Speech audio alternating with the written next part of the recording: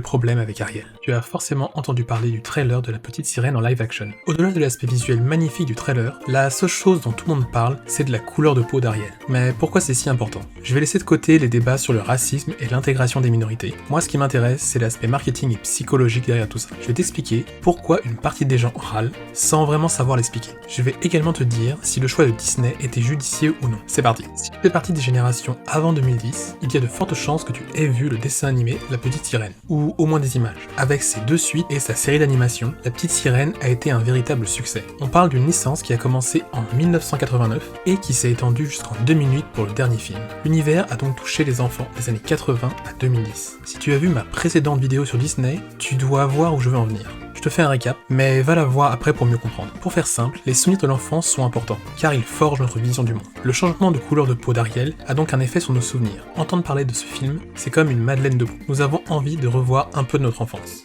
Mais avec le changement, l'effet n'est plus là. Il est alors impossible d'apprécier le film comme dans l'enfance. C'est exactement ce qui s'est passé il y a 2 ans, avec le live action de Mulan. Beaucoup de personnes étaient déçues de ne pas voir le personnage de Mushu le dragon.